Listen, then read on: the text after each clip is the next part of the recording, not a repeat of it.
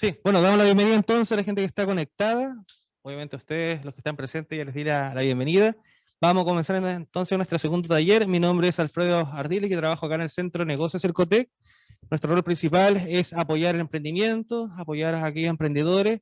Y ahí tenemos una alianza colaborativa, en este caso con el SEASA, donde estamos trabajando en conjunto, especialmente para el sector turismo. Yo, como asesor de acá del Centro de Negocios Cercotec, trabajo exclusivamente con empresas del sector turismo. Entonces, por eso también es mi interés que esta colaboración se mantenga. Por ahí surgió la idea de hacer este tipo de talleres orientados a mejorar las experiencias, mejorar el relato en función del desierto florido. ¿Ya? Así que el día de hoy tenemos a Alexandra, ella es investigadora del SEASA, tenemos a Claudia, que es encargada del programa de Ciencias y Turismo y de Divulgación Científica del SEASA. Así que ahí para que Claudia le dé la bienvenida a todos y a todas. Hola, buenos días. Gracias por estar acá. Bueno, Alfredo ya nos presentó. Nosotros tenemos una colaboración bastante extensa con el Centro de Negocios y hoy día por eso estamos acá con este ciclo de charlas sobre el desierto florido, donde queremos hacer un aporte desde el conocimiento y la ciencia a la actividad económica del turismo. Así que les presento a Alexandra Stoll. Ella es bióloga. Tiene un doctorado en Ciencias Naturales e investigadora del SEASA y les va a hablar acerca del fenómeno del desierto florido hoy día. Así que muchas gracias a todos ustedes. Entonces, bueno, muy buenos días. Muchas gracias por la oportunidad, por la invitación a este taller y también espero que sea una mañana provechosa para ustedes. Voy a tratar de entregar todo lo que yo he aprendido sobre los años del desierto florido. Bueno, acá les puse una foto del desierto, no del desierto florido, y bueno, como dice el título, vamos a tratar de entender un poquito mejor cuál es el fenómeno del desierto florido y cuáles son los distintos factores que influyen y cuáles son, por ejemplo, las cosas que ocurren en la naturaleza en torno al desierto florido. Distribuí la charla en más o menos 3 compartimentos grandes, pero 3 unidades. La primera es hablar un poco en general de qué es la vegetación del desierto, después concentrarme en distintos aspectos del desierto florido y quiero cerrar con un tema que yo creo que hoy en día es más relevante que nunca, que son las distintas amenazas que enfrenta no solo el desierto florido, pero acá hoy día nos vamos a concentrar en esta parte del desierto en particular. Acá, arrancando con lo que es la vegetación natural del desierto, yo tenía a propósito la imagen bien desértica, porque el desierto de Atacama es uno de los desiertos más antiguos que ofrece el planeta Tierra, y también es uno de los desiertos más áridos, tiene un núcleo seco que registra menos que 1 milímetro de precipitación promedio anual sobre un periodo de medición ya bastante largo, entonces es un lugar que realmente en muchos aspectos carece de precipitaciones. Y acá les traje una fotografía de un lugar que como dice acá abajo, de Caleta Tutoral del año 2015, que es parte del desierto de lo que es el desierto de Atacama, es la zona costera. Y acá lo que tenemos es todo menos lo que la gente se imagina cuando piensa en un desierto. Tenemos mucha vida, tenemos muchas distintas plantas y asociado a esas plantas tenemos muchísima vegetación. Hay muchísimos animales, microorganismos, que también es algo que nosotros trabajamos, y también tenemos insectos y obviamente el ser humano que se vincula con estos espacios. Entonces, como decía, antes de hablar per se de lo que es el desierto florido, quiero contextualizar dónde encontramos el desierto florido y cómo se, en el fondo, engloba en todo lo que es la vegetación del desierto per se. En el desierto, a grandes rasgos, se definen 5 formaciones de vegetación, que acá abajo, no sé si se alcanza a ver, lo voy a tratar de apuntar, acá se alistaron. Bueno, el desierto florido, el desierto absoluto, que obviamente no tiene mucha vegetación. Después tenemos distintos matorrales, el matorral desértico y después distintos matorrales hacia la cordillera de los Andes, donde en el fondo presentando distintos tipos de arbustos que viven principalmente en el desierto. En la alta montaña, lo que son las estepas, etcétera. Entonces, la vegetación, como mencionaba, son 24 tipos, se distinguen 24 tipos de vegetación, principalmente porque consisten en distintos arbustos, porque se entremezclan cactus, o en el fondo tenemos una mayor presentación o participación de especies anuales. Entonces ahí se distinguen estos tipos de vegetación. Y en fondo un factor que influye bastante, como ustedes se pueden imaginar, es la presencia de precipitación, la disponibilidad de agua en el ambiente. Entonces lo que podemos observar norte-sur, que en el fondo vendría siendo, si queremos ser muy a grandes rasgos, más o menos de Arica hacia La Serena, en el fondo lo que podemos observar pasando por lo que es el núcleo seco aquí del desierto, hacia el sur tenemos un aumento de las precipitaciones paulatino y eso conlleva distintos cambios en el paisaje. Y también tenemos un aumento de las precipitaciones de oeste hacia el este, hacia la cordillera. En la alta montaña también tenemos mayores precipitaciones y eso también permite que ahí se desarrollen ciertos tipos de vegetación que no podemos observar en otras alturas.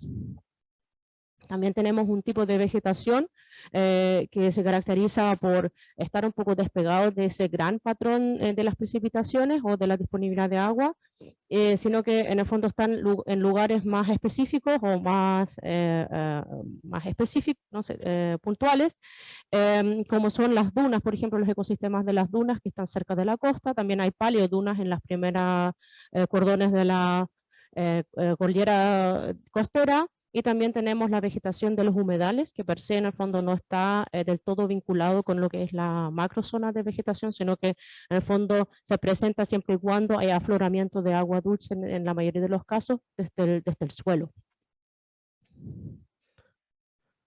Entonces, si hablaba tanto de los distintos tipos de vegetación que nos acompañan y que también son, en el fondo, parte del ambiente del desierto florido, tenemos los matorrales costeros que vemos en la fotografía de arriba, tenemos los matorrales con cactus, que son muy comunes acá en esta zona de Coquimbo, por ejemplo.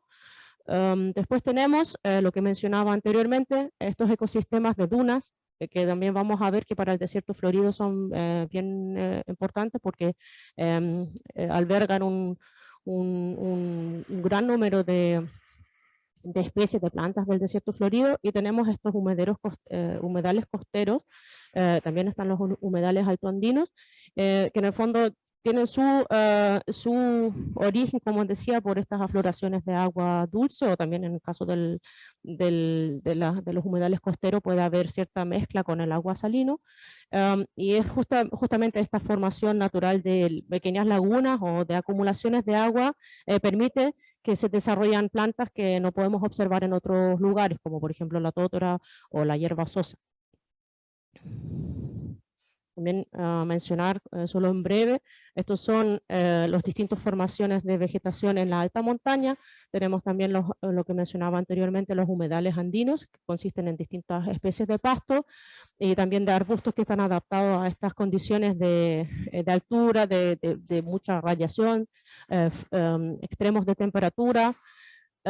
Y tenemos este otro tipo de vegetación que son los pastizales, que en el fondo dan, sobre todo en los meses de verano, el contexto también de alimento para lo que son los guanacos, que también no sé si saben, pero migran durante el año y suben en verano, y en invierno, otoño bajan a alimentarse cerca de la costa. Entonces, habiendo hablado un poco de este macro contexto en el cual se inserta el desierto florido, quiero entrar ahora un poco más en la temática propiamente tal, de qué es el desierto florido y cuáles son las características particulares. Bueno, acá les traje una foto del espacio del desierto florido, y eso es como se ve este paisaje en, digamos, 80% o 90% del tiempo, porque el desierto florido es un fenómeno fugaz en el tiempo, pero cuando la gente habla de esto, obviamente se imagina este tipo de paisaje, un desierto, un paisaje muy abierto, lleno de flores de distintos colores, muchos colores verdes también por los arbustos, las mismas plantas anuales, y obviamente un sinfín de todo lo que ofrece la gama de colores de blanco, rosado, violeta, rojo, amarillo. Todos los flores los podemos encontrar en el desierto florido. Entonces muchas preguntas surgen de este drástico cambio que ofrece el paisaje acá en el desierto, y una de las preguntas es, hoy en día la han hecho muchas personas, ¿qué es el desierto florido? Y salen todos los comentarios, todos los científicos aportan un poco un grano de conocimiento acerca de esto. Entonces, como mencioné, el desierto florido es un fenómeno natural que produce en el desierto de Atacama. También existen otros desiertos, pero acá nos vamos a enfocar en el desierto que tenemos acá al alcance, y consiste en una aparición muy masiva, una aparición muy notoria de mucha diversidad de flores en el espacio, no solamente en algunas localidades, sino que cuando acá hablamos del desierto florido, hablamos de grandes extensiones que se convierten de este paisaje que veíamos inicialmente muy árido, muy seco y muy hostil, quizás hasta mirándolo uno dice, ¿cómo es posible que alberga esta diversidad? Justamente, en el fondo, durante el desierto florido, este desierto cambia su cara y muestra esta gran diversidad de plantas que alberga.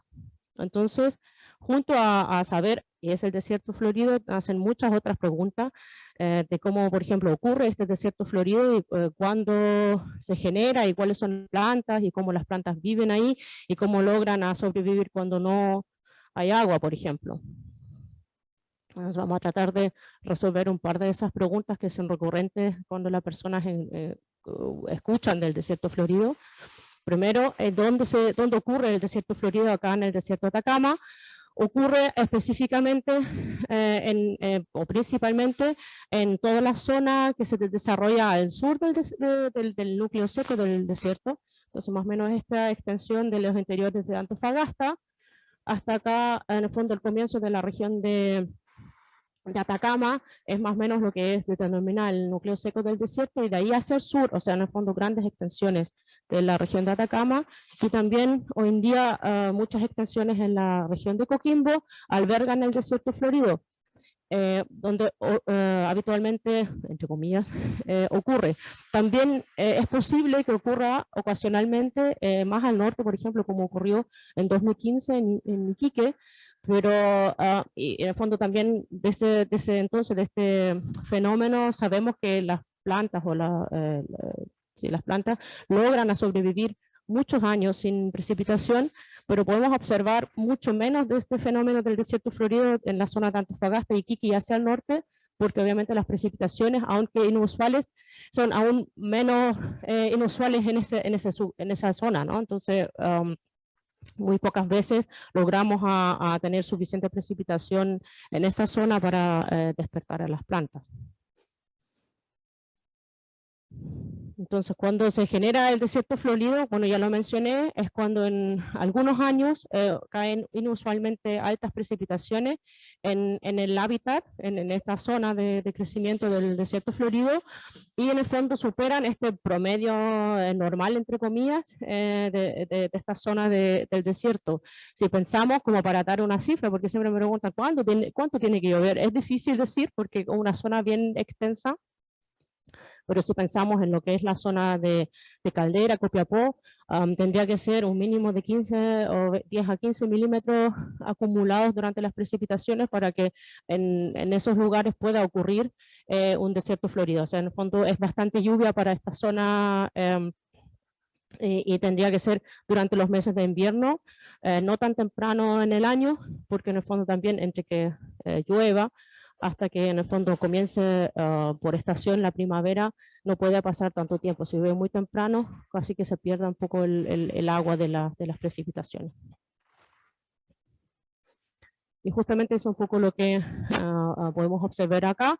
Esto es un trabajo en otro contexto acerca del desierto florido, que tenían esta gráfica muy bonita que muestra justamente estas oscilaciones. Acá estamos viendo las precipitaciones que se registraron en una estación climatológica o meteorológica en Caldera.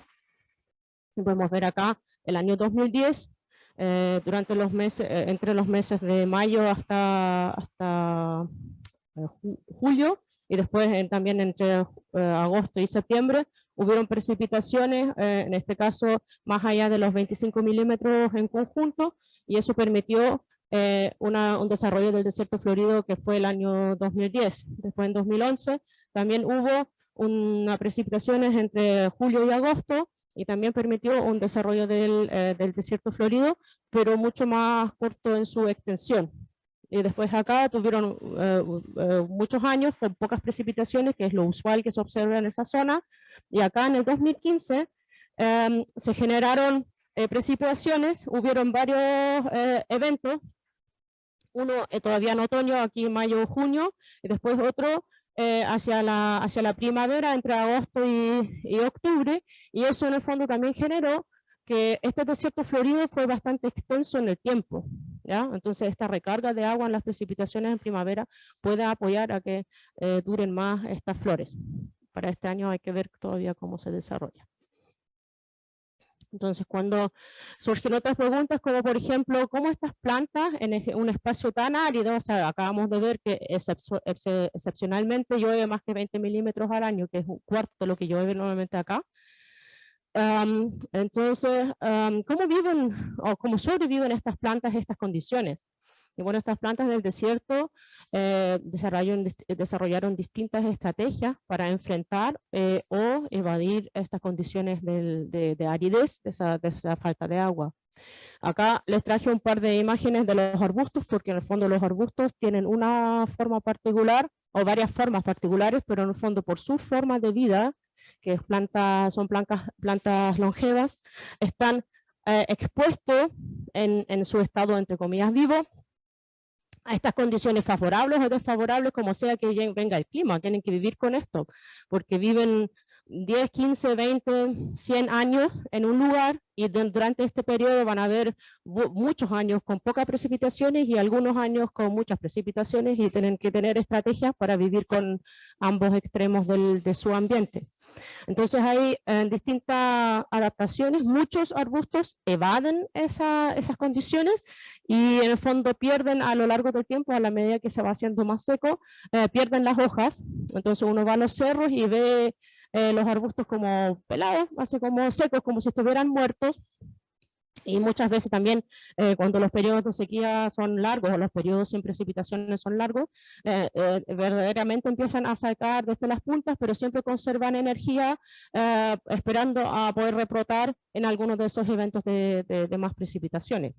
También los arbustos responden bastante rápido a las precipitaciones anuales. Entonces, para poder mantenerse vivo, todos los años los arbustos de alguna forma, con las pocas precipitaciones del invierno, tratan de sacar un par de hojas, tratan de, en el fondo, recuperar un poco de energía para lo que es el periodo de espera a un fenómeno como lo que vivimos ahora. Existen otras adaptaciones como los cactus, que tienen distintos desarrollos para acumular agua en su interior, y en el fondo existe esta otra forma de enfrentar estas condiciones adversas, que es simplemente generar distintas formas de perduración, como las semillas o los bulbos, y en ese estado, en el fondo no vivo pero no activo, perdurar estas condiciones de sequía, o de falta de agua más que de sequía, ¿no? Entonces acá les junté un par de fotografías de semillas de las plantas del desierto florido. Acá tenemos las semillas de los sospiros, que son estos. Tenemos fotografías de las semillas de la pata de guanaco. Acá abajo son distintos bulbos de los cebollines. Y allá al otro lado tenemos estos bulbos de las añañucas, por ejemplo. Entonces estos bulbos suelen estar muy profundamente en el suelo, perdurando estas condiciones secas, y cuando hay un estímulo por infiltración del agua, empiezan a rebrotar, parecido a lo que hacen los tulipanes, parecido a lo que hacen las plantas también en el jardín, los lilios, en el fondo empiezan a brotar y desarrollar primero hojas, y después, si tienen suficiente edad, también desarrollan flores.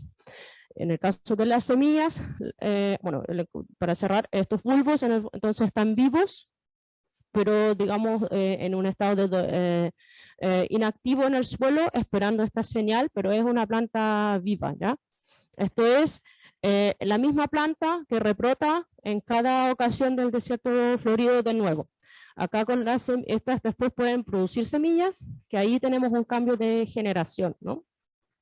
Estas otras plantas, como los suspiros, las patas de guanaco, perduran estas condiciones de falta de agua en estado de semilla, que es otra forma muy segura que tiene la planta, y en este estado de semilla es lo mismo, están ahí en el suelo, atentos, digamos, a las señales de su ambiente, y una vez que perciben que las condiciones de humedad, de temperatura, son convenientes, por así decirlo, un poco desde la perspectiva humana, empiezan a germinar, florecen.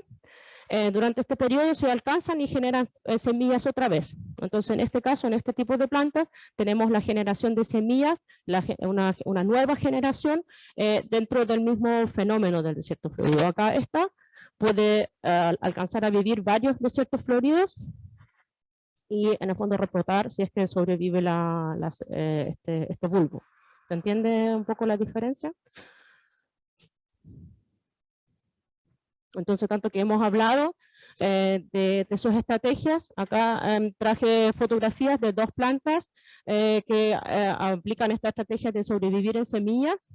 De esa forma también son capaces de colonizar rápidamente esos espacios, digamos, que también durante su estado vivo favorece su crecimiento. Acá arriba es puede llamarlo pradera, aunque no sea pradera, pero es, digamos, un campo de flores de malvita. Estas son cristarias, hay distintas especies de cristaria en el desierto. Acá esta es una extensión en la zona entre Bahía Inglesa y la Caleta Totoral, y acá arriba, acá abajo, esta es una fotografía del interior, en la zona entre Copiapó y Vallenar, donde domina el paisaje principalmente una planta que es la pata de guanaco. Estas son las fotografías que también han hecho muy famoso el desierto florido, estos paisajes en este tono pink tan intenso. Y la pata de guanaco tiene exactamente esta misma estrategia. A fondo sobrevive estos periodos sin precipitación en semilla, y una vez que la precipitación es abundante y generan los pulsos suficientes, germina, crece rápidamente, florece y genera semillas otra vez. Y de esa forma, en el fondo, se mantiene en este lugar y forma estos extensos superficies en distintas partes del interior principalmente. No se sabe mucho sobre su capacidad de migrar. Las semillas son bien pequeñitas, son del tamaño de un grano de arena. Pueden haber dispersión por viento, pero lo consistente que son estos manchones, entonces lo que se sospecha más es que haya, digamos, una conectividad mayor dentro de este parche, y en el fondo menor entre los distintos parches, porque en el fondo también el paisaje con los cerros evita un poco que pueda haber mucho intercambio, ¿no? Después tenemos otras plantas,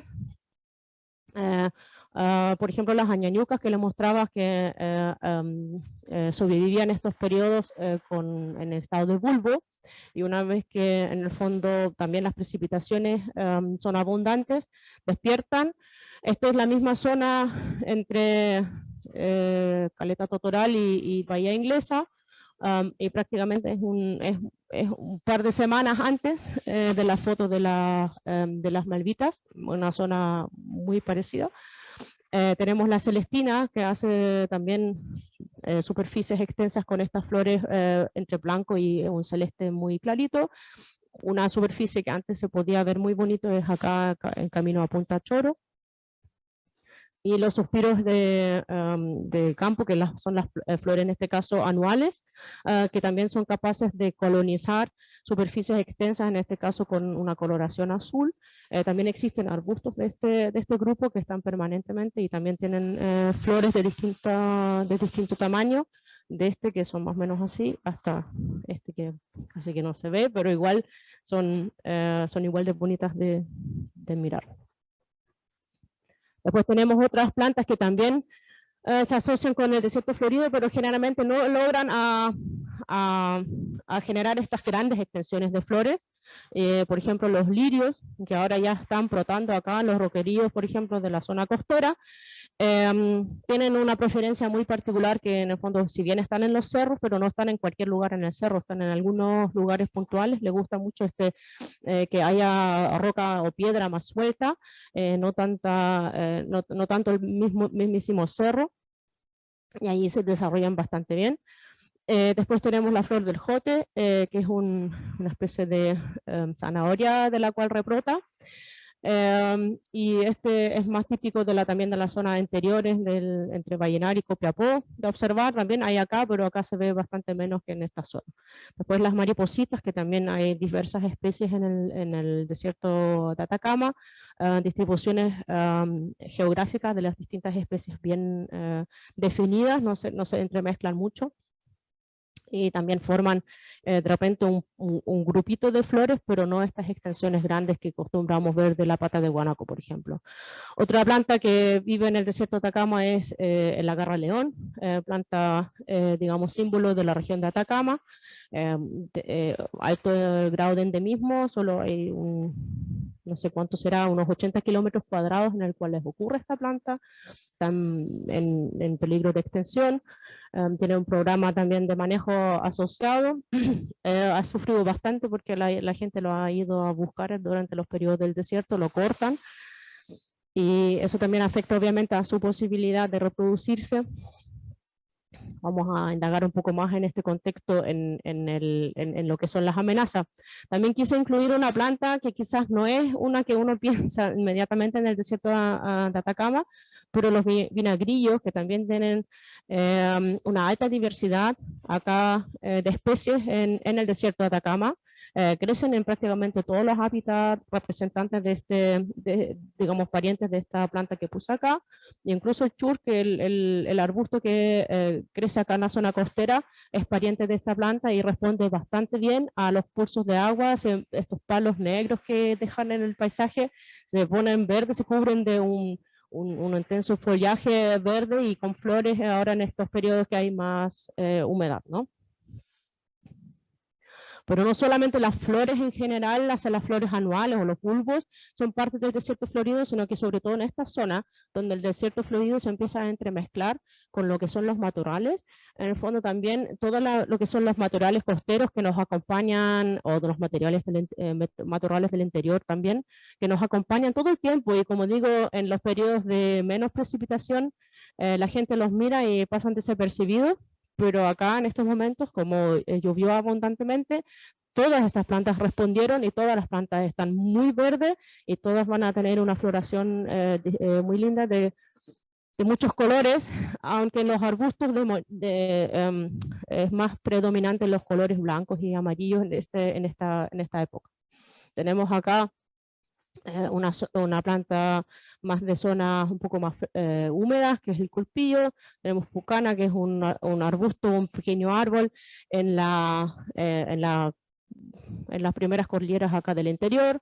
Chamisa, que es un arbusto acá de la zona costera también. La pichanilla, un arbusto pequeño que coloniza muchas superficies que también son de intenso pastoreo, porque esta planta produce una resina y las cabras no la comen, entonces aprovecha de que todas las demás plantas digamos desaparecen o son comidas, y esta empieza a abundar mucho.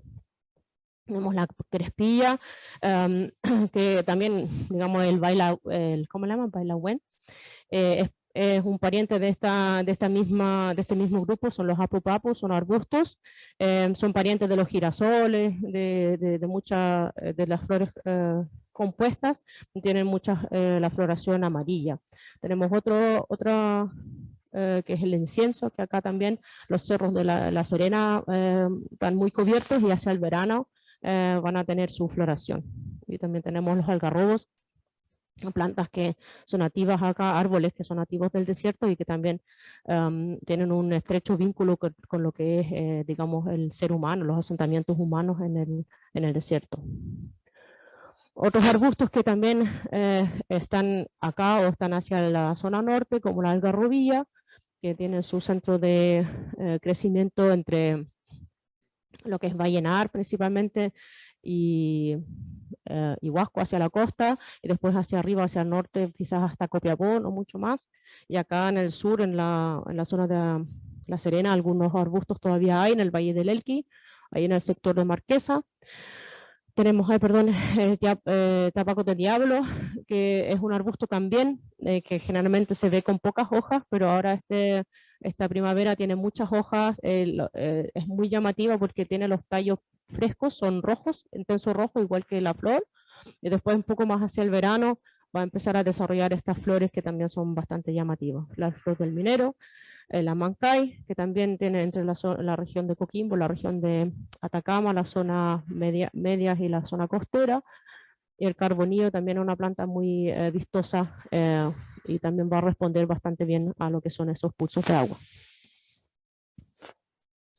Bueno, habiendo visto tantas flores y tantas distintas formas de vida y de enfrentar estas condiciones especiales en el desierto de Atacama, hoy en día no podemos no hablar de las amenazas para este tipo de vegetación y ese tipo de plantas en algunos casos particulares. Entonces yo no sé si son qué tan familiarizados están con el tema de esta clasificación del grado de amenaza de las distintas plantas.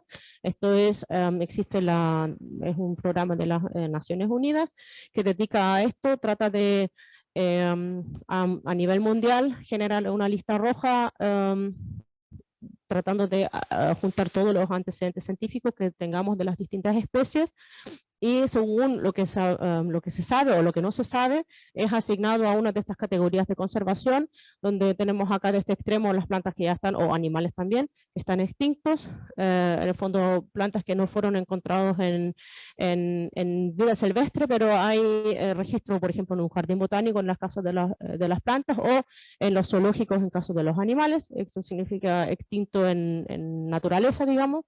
Y después tenemos acá lo que son todas las plantas que todavía están creciendo en sus hábitats, o también los animales que están viviendo en sus hábitats, pero que tienen algún grado de amenaza, partiendo acá de este lado, crítico de extinción, en peligro, vulnerable, no amenazado, y una gran parte es de preocupación menor, que son en el fondo la mayoría de las plantas.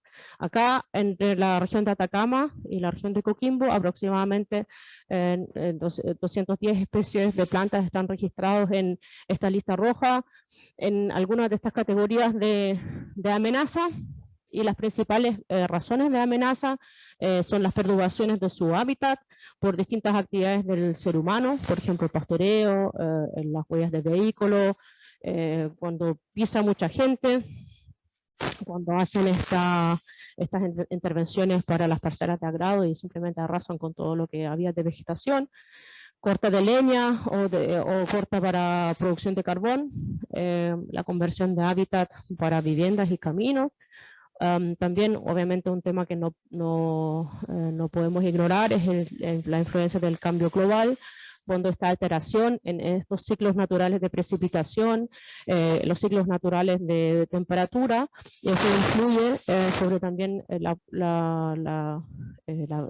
vida de las plantas en el desierto, y puede llevar a que ciertas plantas no se pueden adaptar a las alzas de temperatura, a los periodos más largos sin precipitación, o a estas precipitaciones demasiado abundantes en algunos casos, que también en el fondo empiezan a hacer estas plantas menos competitivas versus otras plantas que pueden llegar.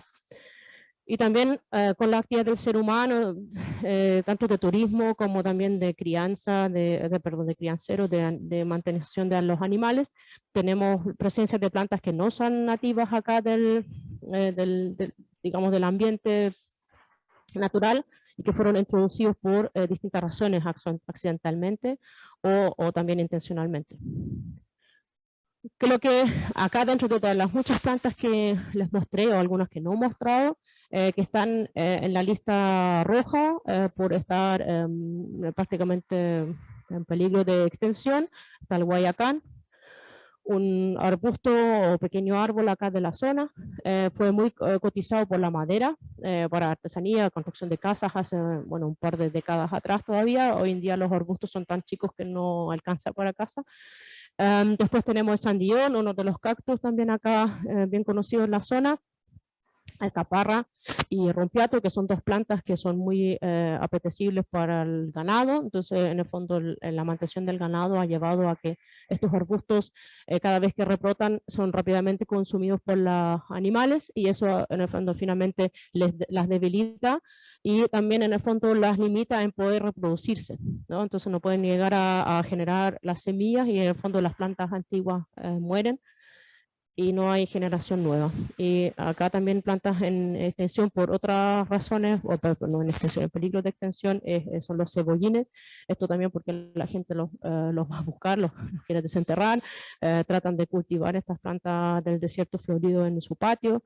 También obviamente la intervención en el hábitat en general los afecta bastante.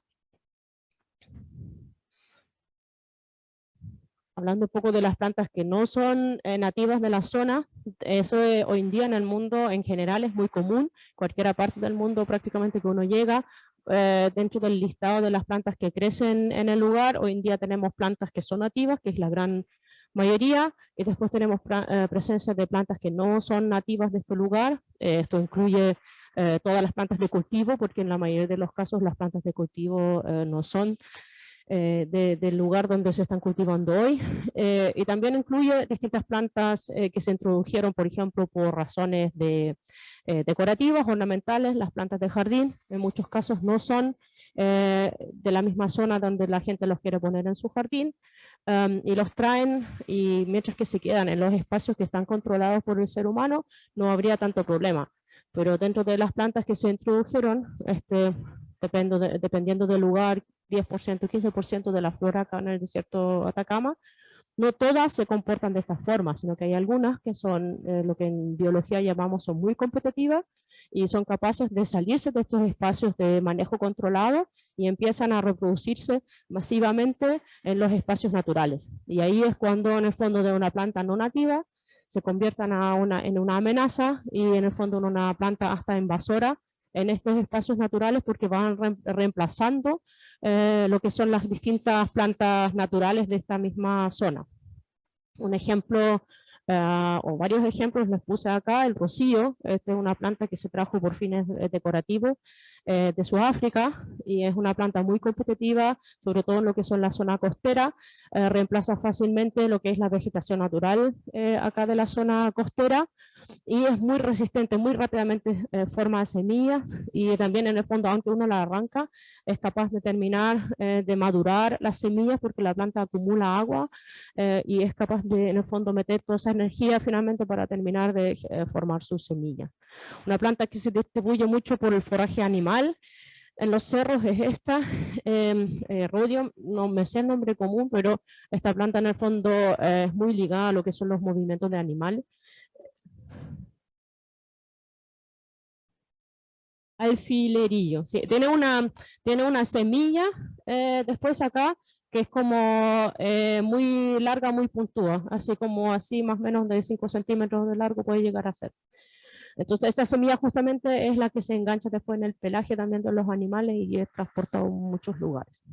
Tenemos acá especie de bambú que viene de la Asia, y en el fondo acá en el río Elqui lo podemos ver muy bien, reemplaza fácilmente todo lo que es la vegetación ribereña en los canales, en los cursos de agua, y también es muy competitivo con todo lo que son los pastos naturales o la vegetación, como digo, en general de los arbustos aledaños a los cursos de agua. Estas tres plantas, no solo acá en Chile, sino que a nivel mundial, son consideradas de las más agresivas invasoras en distintos hábitats, ¿no? Acá les traje un mapa para solamente realzar un poco cuál es el nivel de distribución que alcanzaron en el poco tiempo que están acá en el país. Esta es la región de Atacama, ¿cierto? Acá abajo tenemos Huasco, Vallenar, Copiapó, Caldera, Chañaral. Y acá en rojo están Alfilerillo, los distintos puntos de hallazgo de esta planta. Y como vemos, está principalmente en esta zona donde antiguamente hubo mucho movimiento de ganado. Y está el Rocío, que tiene una distribución mucho más costera, pero llega más allá, llega hasta Antofagasta en realidad, con distintas poblaciones. Y también está presente, por ejemplo, en lo que esté acá el Parque Nacional Llanos de Chaille, entonces ya está dentro de uno de los espacios que se conserva en la región de Atacama, ¿no?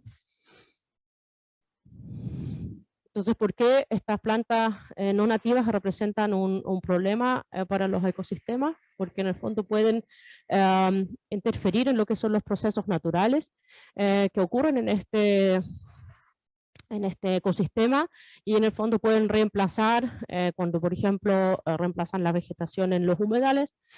También en el fondo los humedales tienen distintas funciones para el ser humano, como por ejemplo la protección ante un tsunami o oleaje fuerte.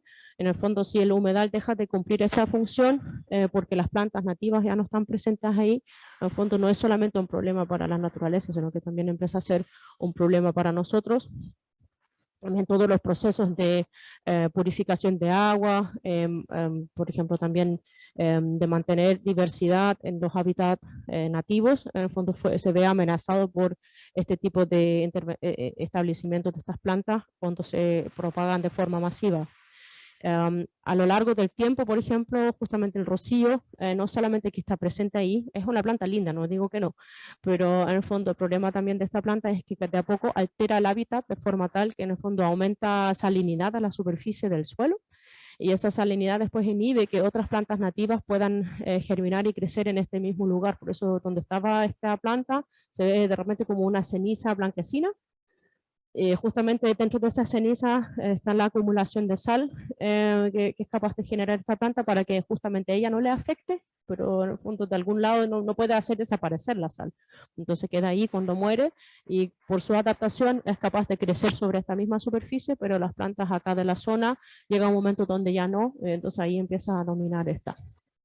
Entonces, hoy en día es muy importante dentro de los planes de conservación o de manejo que se generan en los ecosistemas, de considerar la presencia de estas plantas, y también tener un monitoreo de la presencia de estas plantas para ver si se están expandiendo más, y es necesario tener o tomar medidas de control, o si en el fondo llegaron a estar presentes en un lugar, pero ahí en este lugar se quedan y no se están moviendo más, ¿no? Porque en el fondo si solo están cercanos a los pueblos, que ya son puntos de intervención por el ser humano, no es tan peligroso a que en el fondo empiezan a extenderse ampliamente en los cerros o en la vegetación natural.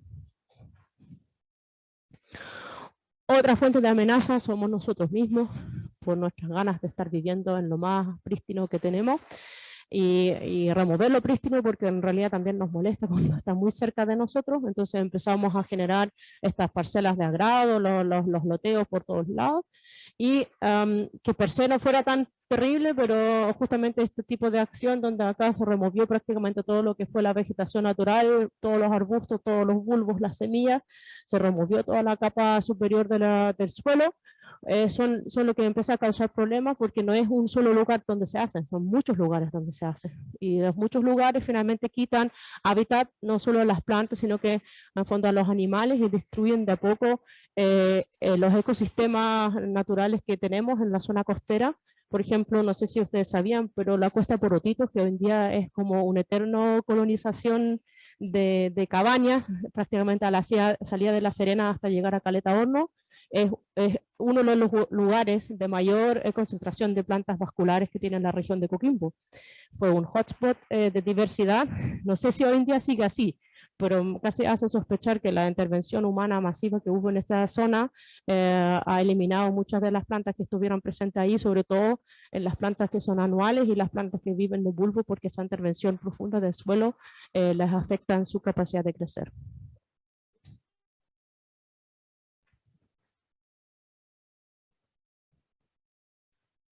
El comillo, por ejemplo, es un arbusto que vive en esta zona y que está bien afectado. Acá otro problema son estos basurales, digamos, ilegales, donde la gente, no sé, por desconocimiento, asumo yo, va al cerro porque lo ve todo seco en un año cualquiera, y tira su basura porque no sabe dónde dejarla para acopio, porque son, no sé, piensan que ahí pueden deshacerse de un problema, pero en realidad traspasan el problema a todos, y no solo a nosotros, sino que también a las futuras generaciones, porque estos basurales no se van a desaparecer solos. Si bien la planta en algún momento logran a cubrir esto, no es que se esté descomponiendo, no hay forma de que en el desierto un neumático, una tele, un refrigerador se puedan descomponer. O sea, aunque aquí llueva y tengamos desierto fluvial todos los años, esto va a estar miles de años tirado en ese mismo lugar. Entonces estas intervenciones son bien complejas, ocurren lamentablemente por todos lados. Uno piensa que está en el lugar más prístino y se va a la vuelta a una roca y se encuentra con basura tirado ahí. Entonces es un tema cultural, es bien triste de encontrarse con esto y solamente de conversar con la gente y de que esto no es forma de deshacerse de la basura, sino que hay que tratar de llevarla a los botaderos o encontrar formas de reciclar una parte de este material, ¿no? Y un tema que lamentablemente también está ligado al turismo de una u otra forma mal realizado, es estas visitas de distinta índole al desierto florido, que acá en las imágenes creo que se puede ver muy bien, que estas zonas arenosas del desierto florido son muy sensibles a lo que son las intervenciones por pasar con vehículo o también por pasar caminando de forma, digamos, así como la fila india. Es lo peor que se puede hacer en el desierto florido o en esta superficie del desierto, porque esta remoción este revolver de la tierra superficial o de la arena superficial, justamente en el fondo cambia la ubicación de las semillas y finalmente las deja demasiado profundo para volver a germinar.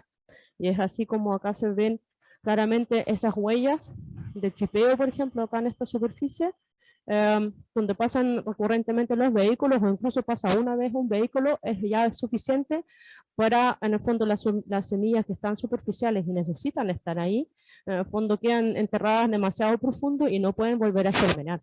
Y no es algo que solamente en un fenómeno ocurre, sino que tienen que pasar varias precipitaciones para que aquí, como es el caso de algunas huellas más antiguas, se pueda volver a repoblar estas huellas que se generan. Y esto ocurre muchas veces, justamente también no en los periodos de no vegetación, donde uno va a los cerros porque los ve pelados, ven las dunas peladas y hacen chipeo porque es muy entretenido, sin darse cuenta que debajo o en esta misma superficie están las semillas y que están esperando la próxima precipitación y no van a poder germinar en estos lugares donde pasan, ¿no? Entonces ese es un tema bien complejo, por eso también usé un poco la imagen del desierto florido en su estado más común, que es justamente esta zona seca de pura arena, y uno piensa que es desprovisto, no hay vida ahí, pero realmente aquí tenemos digamos el impacto bien visual de este tipo de intervención, ¿no? Resumiendo un poquito de todo lo que vimos acerca del desierto florido,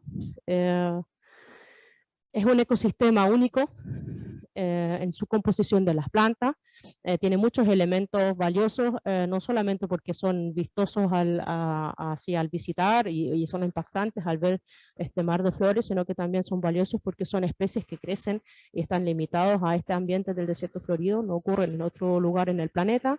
Pueden contener, como ha sido por ejemplo la famosa papa del desierto, pueden ser alimentos, haber sido alimentos en algún momento, pueden tener propiedades de interés para lo que son futuras generaciones, que hoy día no los estemos usando, mientras que no olvidemos que estaban y los conservamos, no quiere decir que para el futuro no puedan resolver algún problema que se pueda presentar.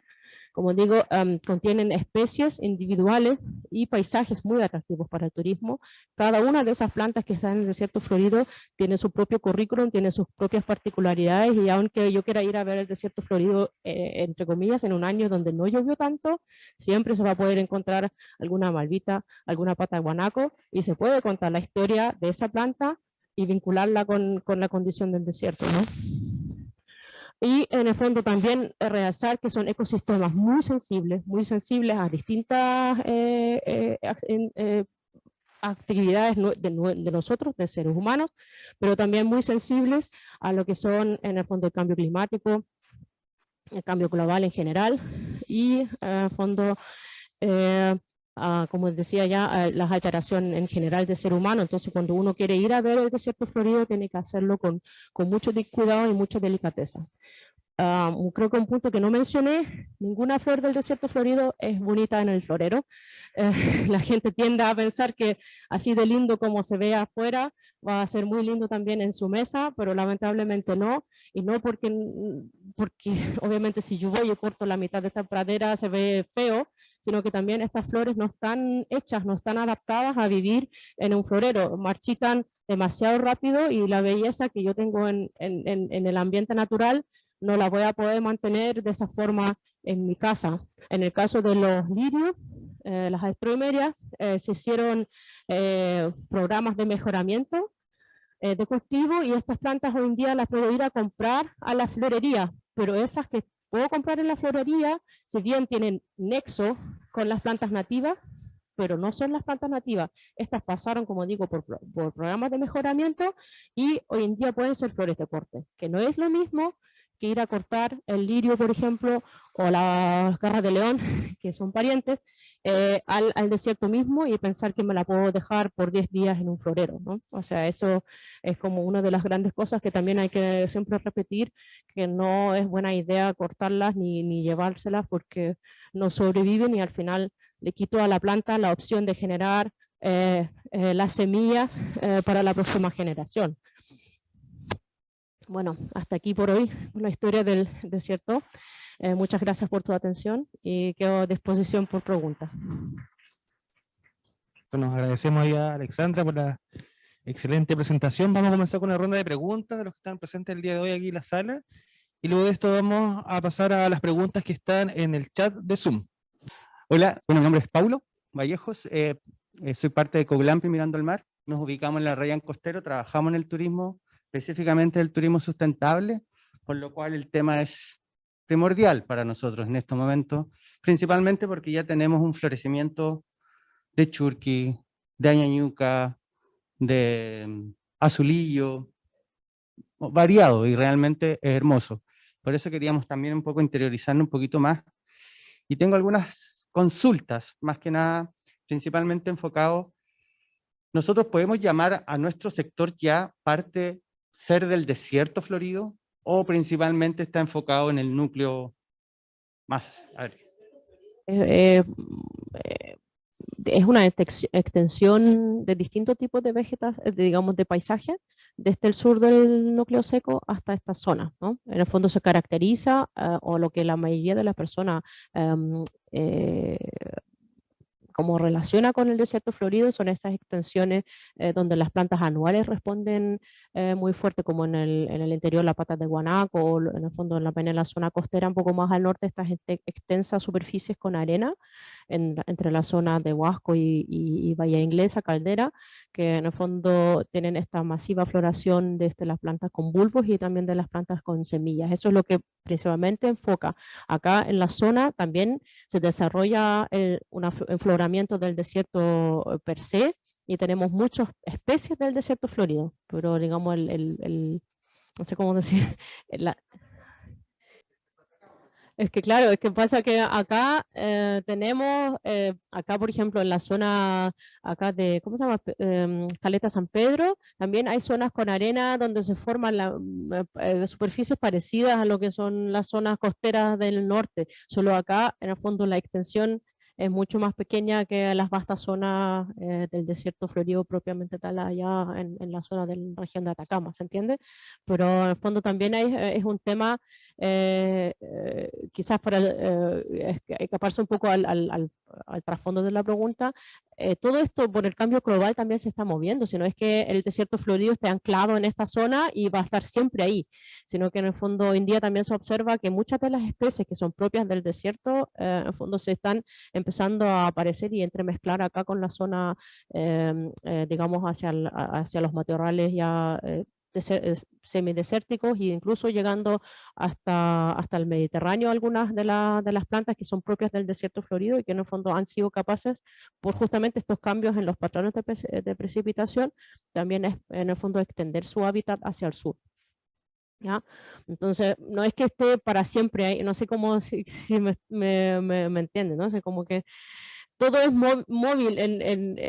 No sé, ayer no sé si estaban ustedes, pues no sé si Antonio habló de esto, de los tiempos de glaciación o estos movimientos que se generan, nada es estático. El cambio global es como un aceleramiento de cambios, o sea, en el fondo naturalmente el planeta Tierra cambia su forma, cambia la temperatura, cambia la precipitación, pero cambia normalmente en miles o cientos de miles de años. Y acá lo que hizo el ser humano es como acelerar estos cambios muchísimo.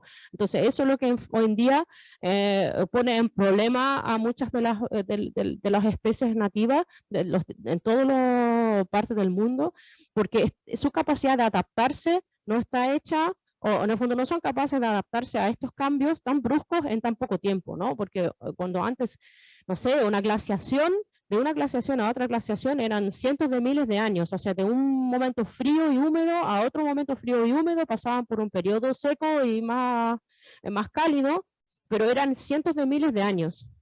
Y hoy en día pasamos en cuanto menos de 100 años a subir la temperatura promedio del planeta en 2 grados y reducir los patrones o cambiarlos profundamente los patrones de precipitación en menos de 100 años.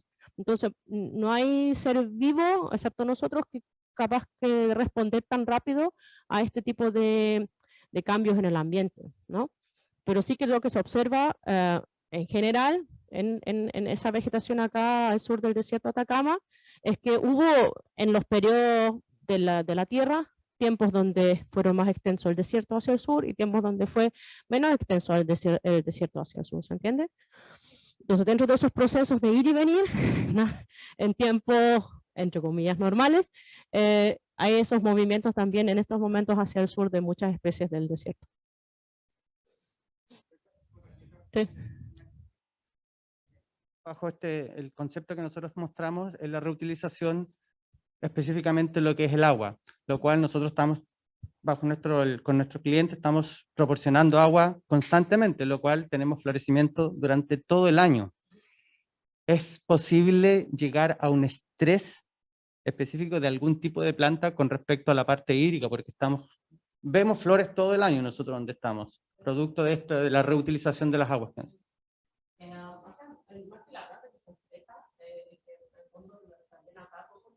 De reciclaje de nutrientes están en el fondo adaptados a esta condición de que tengo precipitación, no sé, una vez cada 5 a 7 años y todos los demás procesos ocurren muy lento. Por ejemplo, yo puedo hoy día o este año hay desierto florido, yo el próximo año y el año subsiguiente y el subsiguiente todavía puedo ir y veo los tallos muertos de las flores ahí mismo, ¿no? En el sur, si yo voy y veo una flor que estuvo en un año, yo el otro año veo el tallo. ¿Lo veo o no? No, no se ve. ¿Por qué? Porque en el sur, como hay precipitación y hay todo un ecosistema adaptado a esas condiciones, el ciclo de nutrientes, la reutilización de esta materia orgánica muerta como nutrientes en el suelo pasa mucho más rápido, porque eso es la condición natural de allá. Acá, como siempre falta agua, esos procesos son muy lentos. Entonces, cuando yo, por riego artificial, en el fondo induzco a estas plantas a crecer todos los años o permanentemente, finalmente terminan agotando los recursos que tienen en el suelo. O sea, va a haber un momento donde no van a poder crecer porque no hay nutrientes. O sea, hay que darles un cese natural. Si en el fondo el desierto florido naturalmente es un fenómeno de primavera. Entonces no es algo, o sea, inusualmente llueve también en verano y ocurre, pero digamos lo normal es que ocurra en lo que es primavera. Y en el fondo lo ideal es no intervenir demasiado en eso. O sea, yo entiendo la intención de querer tener flores siempre, pero en el fondo conlleva hay otras iniciativas también donde proponen regar el desierto florido para tener en superficie de varias hectáreas y en el fondo tiene consecuencias porque estoy interviniendo en un sistema que no está hecho para todos los años florecer de esta forma, ¿no?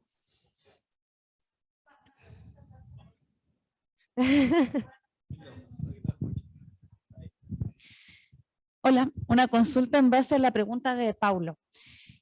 quizás, claro, claramente ayudarle a las plantas con esta agua que se recicla anualmente sí trae consecuencias negativas, pero si durante esta misma época en la que están floreciendo vemos que quizás les falta un poquito de agua y le ayudamos solamente en esta época, también produce como esa aceleración negativa del proceso, o no sería tan malo ayudar, por ejemplo.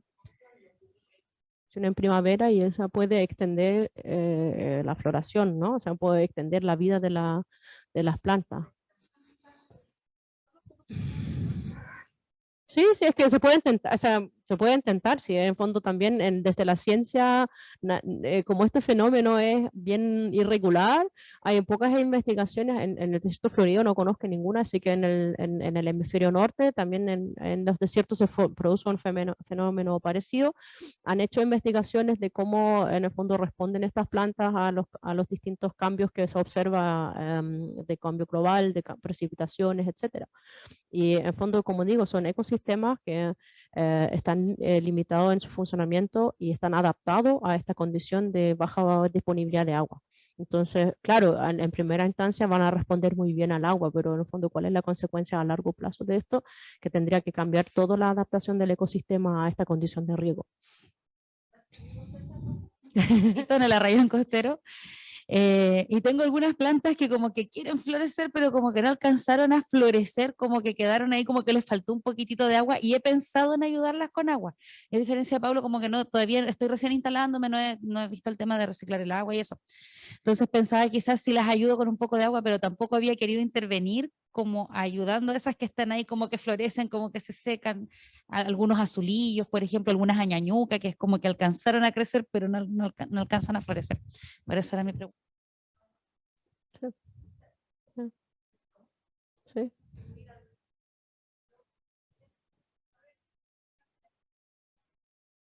Sí, voy a repetir para que se escucha online. Claudia decía que si logran florecer, si logra hacer que florezcan con el riego adicional, contribuyen al banco de semillas para la próxima vez que haya desierto florido, que pueda haber desierto florido.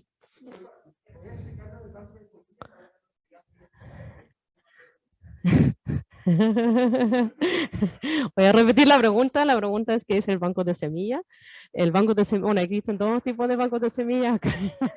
Hay un banco de semillas que es una colección que te mantiene en línea de las semillas de las plantas de cultivo en primer lugar, pero también de las plantas nativas en segundo lugar acá de la zona. El banco de semillas es, digamos, una colección éxito, o sea, fuera del lugar del hábitat natural, que permite preservar digamos, las distintas especies en el estado que tienen de perduración, que son las semillas. Eso es un banco de semillas. Como digo, está en vicuña artificial, es una especie de jardín botánico en semillas, ¿ya? Para que nos entendemos, y es un elemento de los muchos elementos para poder conservar estas plantas. Ese es uno. Y naturalmente, en la naturaleza, digamos, valga la redundancia, existe también algo que se llama el banco de semillas, que es en el fondo todas las semillas que las plantas producen, que están presentes en el suelo y que en el fondo están esperando a poder germinar bajo las condiciones que necesitan particularmente para germinar. Entonces, por ejemplo, acá en el caso del desierto florido están las semillas de las patas de guanaco, las semillas de las malvillas, las semillas de los suspiros, todo eso está en el suelo. De repente las podemos ver y de repente muchas veces no las vamos a poder distinguir siquiera de las partículas de la arena, porque son semillitas muy diminutas. Entonces, y están ahí en esa superficie. La mayoría de estas semillas como que cae a la superficie, no es que estén muy profundamente enterradas, como es el caso de los bulbos. Entonces están ahí y a la espera de las condiciones favorables que le permitan en el fondo germinar. Es todo un tema de ciencia de cómo la semilla sabe que es el momento. Ahí nos vamos a hablar de aquí hasta pasado mañana. Pero en el fondo la semilla, digamos, es capaz de censar cuando las condiciones ambientales son lo suficiente favorables para no solamente lograr a germinar, sino que también terminar el ciclo de vida otra vez con la semilla, ¿ya? Entonces, una vez que ocurre esto, si nos imaginamos que una planta la vez pasada en el otro desierto florido produjo 100 semillas, están ahí esperando en el famoso banco de semillas.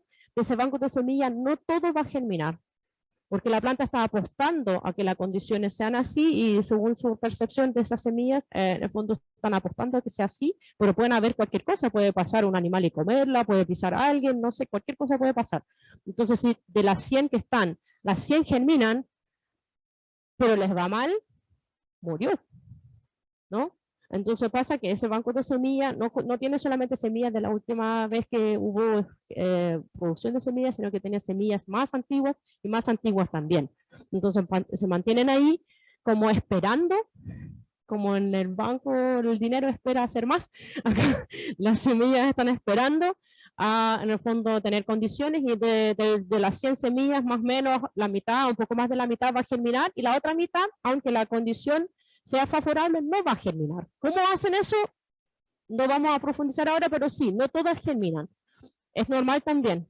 Entonces, y otras van a esperar a otra vez que llueva y tener de nuevo, van a percibir si la condición es favorable y de nuevo, un par va a germinar y un par no. Y de esa forma también no están apostando todo a una misma carta, a un mismo evento, sino que están en el fondo extendiendo su posibilidad de mantenerse no como la planta, sino que como especie a través de varios eventos del desierto florido.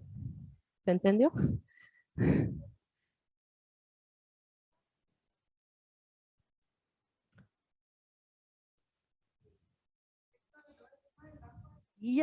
En el último evento de lluvias, yo por iniciativa propia hice mi propio banco de semillas, yendo a recolectar las semillas, les puse el lugar donde las saqué y todo, pero las guardé en frascos de vidrio herméticos. ¿Es la forma correcta? No. Bien. No, pero así como que... Se requiere no solamente de que estén en un lugar, sino que hay que tener una temperatura estable, hay que tener una muy baja humedad para no incentivar germinación y también en el fondo evitar que se pudran las semillas. Entonces no es tan fácil de guardar. No son plantas como las plantas que puedo ir a comprar el sobre al Sodimac y la tiro en mi jardín. Estas son plantas nativas. De la mayoría de las plantas no conocemos siquiera bien cuáles son las condiciones naturales que necesitan para crecer. O sea, perdón, para germinar.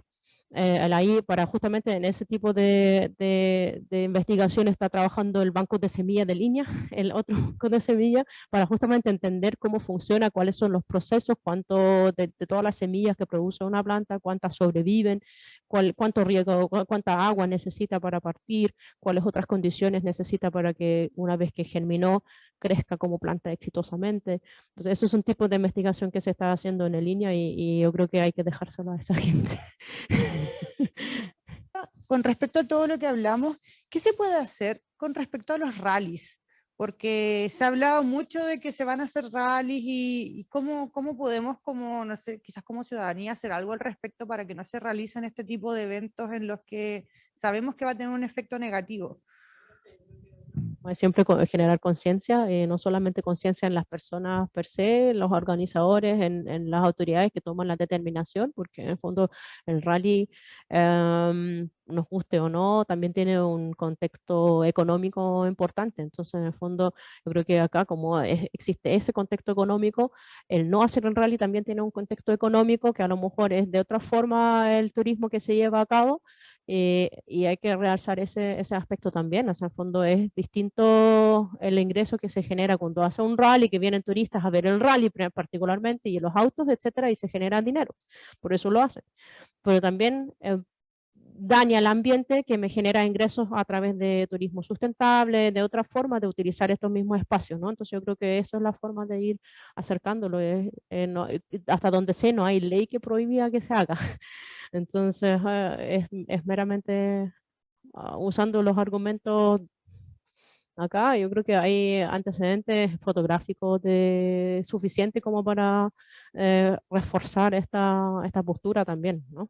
También se pueden, en su mismo espacio, hacer monitoreo de cómo responden las plantas por donde trayectan los autos. O sea, yo creo que todos vieron donde está lo mismo, no solamente en el desierto per se, sino que donde trayecta muchos autos, muchos animales o muchas personas, en el mismo trayecto no salen plantas anuales acá.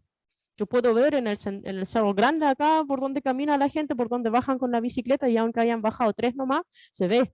Todas esas huellas se ven.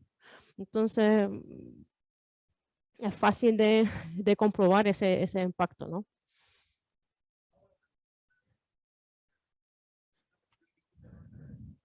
¿Ah?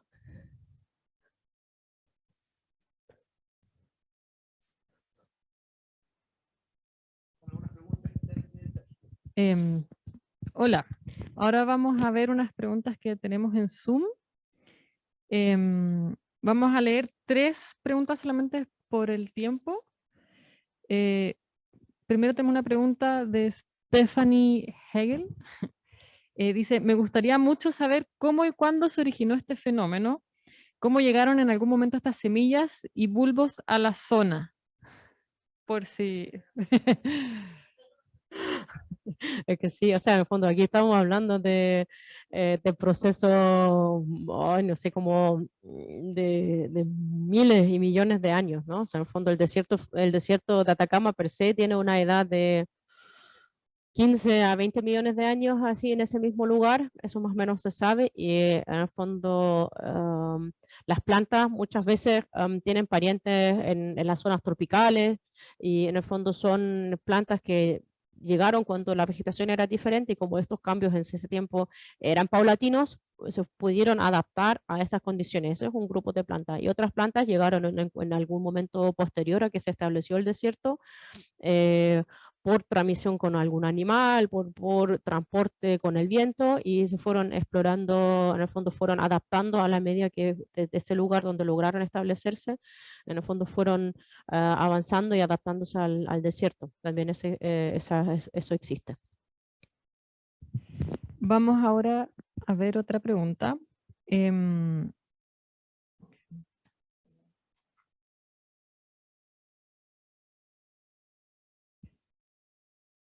Preguntan, Montserrat, bueno, tiene un poco que ver con eso. ¿Cuál sería el registro más antiguo de desierto florido? Que creo que quedó... ya. El desierto, el desierto florido, el registro más antiguo, es difícil decir porque, porque se cambian su misma huella. Hay huellas de plantas en el desierto de varios miles de años hacia el pasado. Creo que los registros de Toño son como de más que 30.000 años al pasado al menos. En los, en estos, ¿cómo? De lo que saca ahí esta... sí. No quería decirlo, los fósiles, o sea, hay un colega en el SEASA que estudia en el fondo la vegetación justamente del pasado y en el fondo normalmente esto se estudia con registros de polen que se pueden depositar, por ejemplo, en los humedales, pero acá por la particularidad que tienen los humedales de la zona, no siempre se puede estudiar y se buscaron otros testigos que puedan dar luces de cómo era la vegetación y uno de los testigos son estos nidos de ratones que llegan a tener edades también muy antiguas, o sea, estamos hablando de miles o 15.000, 20, 30.000 años de edad y se rescatan esos desechos de los ratones, se datan, o sea, en el fondo sabemos exactamente, no es una sospecha, se sabe, se puede datar y sabemos que en el fondo son por los pólenes que están en esos nidos, en el fondo se puede reconstruir cuáles plantas hubieron, cuál tipo de planta hubo en ese momento. Entonces, no es del registro del desierto florido, pero sí de plantas en el desierto, digamos, al menos miles de años, sino que más. Y vamos a ver una última pregunta. Preguntan, ¿cuál será la mejor fecha este año para apreciar a plenitud el desierto florido? No sé. Es que es un punto que quizás no, bueno, pues, dentro de todas las cosas que se puede saber del desierto, un punto que también es que no sé si hay el mejor punto, porque también el desierto florido no es el mismo ahora que en un mes más o en 2, 3 semanas más, las flores cambian. Entonces yo tengo, por ejemplo, las ñañucas que están ahora y en 2, 3 semanas más ya no voy a ver muchas ñañucas, de hecho una que otra, pero la mayoría ya va a haber pasado y voy a ver a lo mejor los lirios, voy a ver los suspiros, voy a ver otras plantas y más hacia el final voy a ver otra vez otras plantas. Entonces no es que haya el mejor momento, probablemente haya que ir varias veces, obviamente siempre respetando el lugar, pero es bonito y hay cosas para ver siempre. Bueno, cuando haya desierto. Igual en la zona costera, aunque no llueva, siempre hay un lugar donde uno puede ir a mirar una que otra planta. Así que también los invito a ir al desierto, no solo cuando hay desiertos floridos, sino que en cualquier primavera se puede ver algo.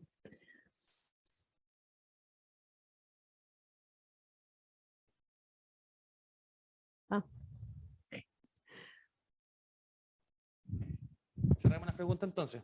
Ya, bueno, si hay algún otro comentario, a lo mejor ahí después cuando terminemos.